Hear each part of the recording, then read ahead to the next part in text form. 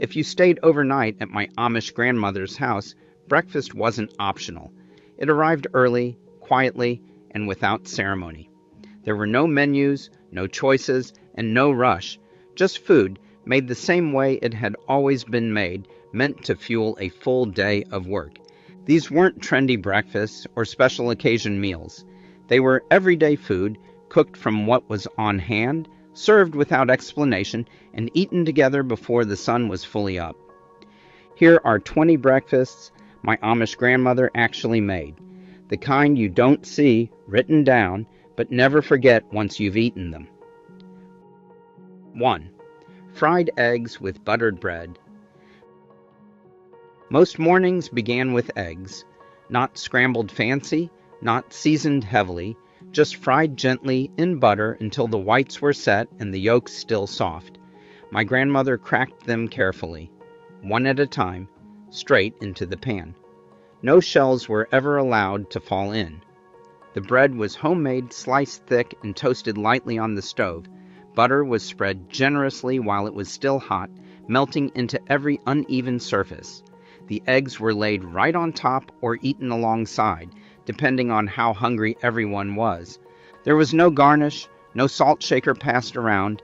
The flavor came from good butter, fresh eggs, and bread baked the day before. It was quiet food, eaten quickly but never rushed, fuel before chores, not something meant to linger. 2.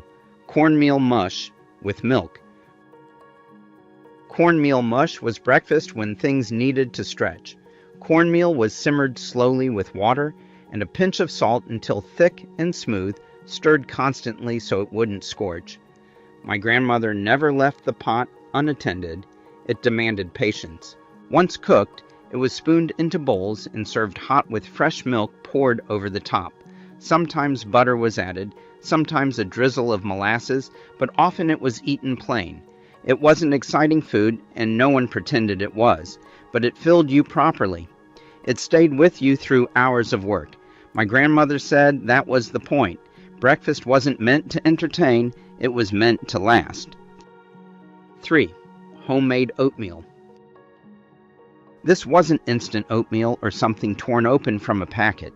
It began with whole oats poured slowly into a pot on the stove, cooked low and steady as the morning unfolded around it.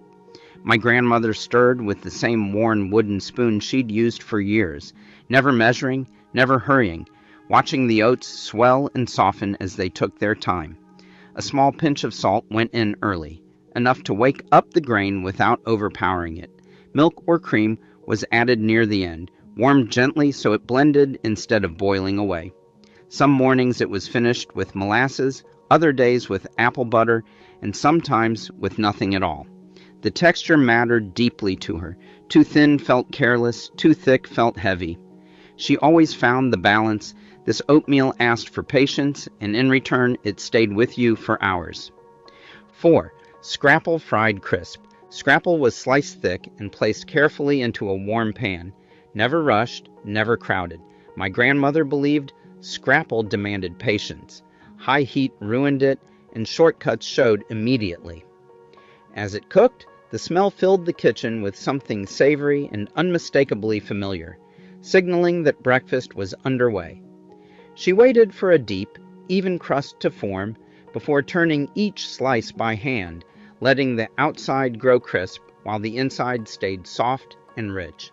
It was served simply, sometimes with bread, sometimes with fried potatoes, occasionally with eggs, but never dressed up or apologized for. This was food born from thrift and respect. Nothing wasted, nothing hidden. My grandmother treated Scrapple like honest work on a plate. It wasn't fancy or delicate, but it was deeply satisfying, the kind of breakfast that made you feel steady and ready before the day had properly begun. 5. Pancakes with sorghum syrup. Pancakes were always made from scratch, never questioned, never negotiated. Flour, eggs, milk, and a bit of fat were mixed just until they came together, leaving the batter thick and slightly uneven. My grandmother poured it carefully onto a hot griddle greased with lard or butter, listening as it settled and began to cook. She waited for bubbles to rise and break before flipping, and she only ever flipped once. The edges stayed soft, the centers light and fluffy, exactly as they should be. These pancakes weren't buried under toppings or sugar. Instead, sorghum syrup was poured lightly over the stack, soaking in rather than sitting on top. The flavor was deep and earthy, warmer than sweetness alone. Pancake mornings felt generous, not because there was excess, but because everything was done with care. 6. Fried potatoes with onions. Leftover potatoes were never treated as scraps in my grandmother's kitchen. They were sliced or chopped depending on what was left, then added to a heavy pan with onions and a bit of fat. The pan stayed on steady heat until the potatoes crisped at the edges while staying soft inside. Salt was always added near the end, never early, so the texture stayed right. As the onions cooked, they slowly turned sweet, coating the potatoes with flavor rather than overpowering them. Some mornings eggs were cracked in, other mornings they weren't, but the result was always the same, an empty pan scraped clean. This breakfast came together quickly, but never carelessly. My grandmother believed even the simplest food deserved attention. Fried potatoes appeared often, dependable and filling, the kind of meal everyone welcomed without needing to ask what was for breakfast. 7. Biscuits with sausage gravy. Biscuits were mixed quickly, but never roughly. My grandmother folded the dough just enough to bring it together, then dropped the biscuits close together on the pan so they'd rise tall and soft. There was no rolling, no shaping, no wasted movement. While they baked, sausage was browned slowly for the gravy, and the fat was left exactly where it was. Flour was stirred in carefully, followed by milk added a little at a time until the gravy thickened into something smooth and rich. Pepper mattered more than salt, she always said. When the biscuits were split open and covered generously, everything else slowed down. Plates grew heavy. Conversation softened. It was the kind of breakfast that made you pause, even when the day ahead was full. 8. Apple butter on fresh bread. Some mornings, breakfast was simple on purpose, and no one questioned it. Thick slices of homemade bread were laid out while they were still fresh, their crusts sturdy and their centers soft. My grandmother spread apple butter made from last fall's apples, cooked down slowly for hours until it turned dark, smooth, and deeply fragrant. It wasn't overly sweet or flashy. It tasted like apples, warm spice, and patience, the kind of flavor that only comes from time and care, not added sugar. Paired with a glass of cold milk or a cup of strong coffee, it felt complete. There was no sense that anything was missing from the table. My grandmother believed variety mattered less than quality, and that one good thing was often enough. This breakfast proved her right. It was quiet food, eaten without discussion or distraction, but it stayed with you all morning, steady, grounding, and satisfying long after the plates were cleared. 9. Baked oatmeal. Baked oatmeal was one of those breakfasts my grandmother relied on when there were many mouths to feed and little time to spare in the morning. It was mixed in a deep dish with oats, milk, eggs, and whatever fruit happened to be available. Apples were the most common, peeled and chopped small so they softened as they baked. Raisins were added when there were some in the pantry, never measured, just scattered in by hand. The dish went into the oven early and baked slowly, filling the kitchen with a warm, comforting smell that spread through the house. When it was ready, the oatmeal was set and sturdy, firm enough to slice cleanly into squares without falling apart. Served warm with milk poured over the top, it felt hearty without being heavy, filling without slowing anyone down. This was breakfast designed to be efficient and generous at the same time. It fed everyone at once and reheated well later, something my grandmother always considered when planning meals. Good food, to her, was food that lasted. 10. Eggs and ham from the smokehouse. Ham sliced thin from the smokehouse never needed much attention. My grandmother warmed it gently in a pan, careful not to fry it hard or dry it out. The goal wasn't crispness, but warmth and softness, letting the cured flavor speak for itself. Once the ham was ready, eggs were cracked into the same pan, cooked slowly in the leftover fat so nothing was wasted. The eggs picked up the richness of the ham without needing extra seasoning. The flavor came from curing, smoke, and time, not spices or shortcuts. This was food that reminded you exactly where it came from and how long it took to get there. It tasted like preparation rather than indulgence, breakfast built on work done months earlier, when the ham was smoked and stored away with care, waiting patiently for mornings like this.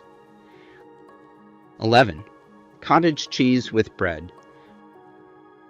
Fresh cottage cheese appeared at the breakfast table often, especially on mornings when the work ahead was long.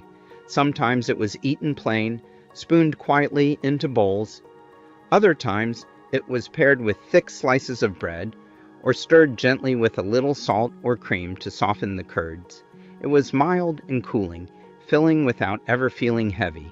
My grandmother liked it because it gave strength without slowing you down or weighing you down early in the day.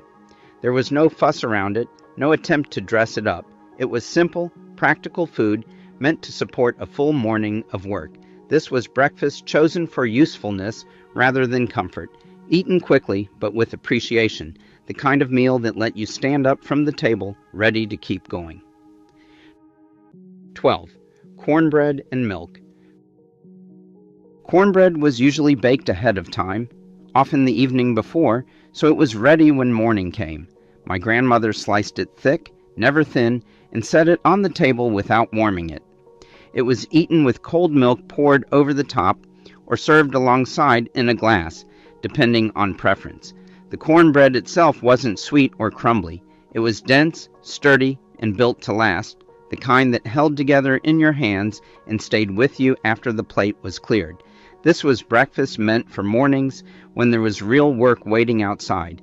It provided something solid before hours in the field or barn, food that didn't distract or comfort so much as prepare you. My grandmother believed breakfast should match the day ahead, and this one did exactly that. It filled you properly, kept hunger away, and let you focus on the work without needing to think about food again until much later. 13. Fried apples. Apples were cooked slowly in butter until they softened and released their juices, filling the kitchen with a warm, gentle fragrance. Some mornings my grandmother added a little sugar, other days none at all, letting the apple's natural sweetness speak for itself. She stirred them carefully, never letting them scorch, cooking them just long enough to turn tender without losing their shape. Once ready, they were spooned onto plates beside eggs or thick slices of bread, adding warmth and balance to the meal. This was how sweetness appeared at breakfast in her kitchen, not loud or indulgent, but quiet and natural. It didn't overpower the rest of the food or ask for attention. It simply softened the meal, offering comfort without excess, and reminded you that sweetness didn't need much to feel complete. 14. Sausage patties with eggs. Sausage was shaped by hand, portions pinched off and formed without measuring, guided by habit rather than recipe. My grandmother laid each piece gently into the pan, giving it space, letting it cook slowly until browned and firm. She never pressed it down or rushed the heat. The fat rendered naturally, filling the kitchen with a familiar savory smell that meant morning had properly begun. Once the sausage was nearly done, eggs followed into the same pan, cooked in the drippings until just set. Nothing was wasted, nothing added unnecessarily. The flavors came from the meat itself and the care taken in cooking it. This was breakfast you could rely on, simple, filling, and steady. It didn't ask for praise or explanation. It did its job, and it did it well, carrying you through the hours ahead without complaint. 15. Milk toast. Bread and milk was one of the simplest breakfasts my grandmother made, and also one of the most thoughtful. Thick slices of homemade bread were toasted lightly, just enough to warm and dry them without turning crisp. She broke the bread by hand into a bowl, never cutting it, then poured hot milk over the pieces until they softened and sank. A small pat of butter melted across the surface, adding richness without weighing it down. This was soft food, meant to be eaten slowly. It appeared when someone was tired, unwell, or needed gentleness rather than fuel. There was no rush to finish it, no expectation to talk. My grandmother believed certain meals were about care, not strength. Bread and milk did exactly that. Quiet, comforting, and steady, offering warmth when that was what mattered most. 16. Leftover dinner for breakfast. Sometimes, breakfast was simply yesterday's food brought back to life. A pot of stew was warmed slowly on the stove, stirred carefully so nothing caught. Leftover potatoes or vegetables were reheated in a pan, not dressed up or disguised, just made hot and ready again. There was no sense that this was second best. It was practical, honest food, and it was eaten without comment. My grandmother believed food didn't change its value just because the clock did. If it had nourished you the night before, it could do the same the next morning. Eating leftovers was a matter of respect for the work that went into cooking and for the ingredients themselves. This kind of breakfast felt steady and grounding. It reminded you that meals were part of a longer rhythm, not isolated moments, and that waste had no place at the table. 17. Donuts, rare but real. Fried donuts appeared only occasionally, usually after a long, demanding week when there was finally a moment to pause. My grandmother mixed the dough early, letting it rest just enough before rolling it out and cutting simple rounds. No glazes, no fillings, no decorations. They were fried in hot fat until golden, then lifted out and rolled lightly in sugar while still warm. They didn't sit around on plates for long. Donuts were eaten standing at the counter or taken straight to the table, hands dusted with sugar, coffee poured quickly. No one lingered over them or talked about how good they were. Enjoyment was understood, not announced. Once they were gone, the day moved on as usual. That was the rule. These donuts weren't indulgence for indulgence's sake. They were a small reward, quietly earned, then set aside so work could continue. 18. Eggs baked in cream. Eggs baked with cream were reserved for slower mornings, most often Sundays, when the work could wait just a little longer. My grandmother cracked the eggs carefully into a buttered dish, keeping the yolks whole, then poured cream over the top until it pooled gently around them. There was no whisking, no seasoning beyond maybe a small pinch of salt. The richness came from the cream itself, fresh and unhurried. The dish went into a moderate oven and baked slowly. She watched closely, pulling it out when the whites were just set and the yolks still soft beneath the surface. Overbaking would ruin it. Patience mattered here as much as timing. When it was ready, the eggs were spooned out gently, the cream thickened into something almost custard-like. This was quiet food, meant to be eaten slowly. It wasn't filling in the heavy sense, but it felt complete. Served with bread or potatoes, it turned breakfast into a pause, a reminder that rest when taken properly was part of the work too. 19. Toast with lard or butter. No sugar, just fat and bread. That was enough. Thick slices were cut and spread generously, the fat melting into the warm crumb until the surface turned glossy. There was nothing decorative about it and nothing missing either. This was simple energy, meant to last through hours of work, not spike and fade. My grandmother believed food should hold you steady, not excite you. Bread and fat did exactly that. It was honest food, eaten without comment, usually standing at the counter or sitting quietly at the table. It didn't ask for attention, but it gave strength in return, the kind you felt long after breakfast was over. 20. Coffee and whatever was ready.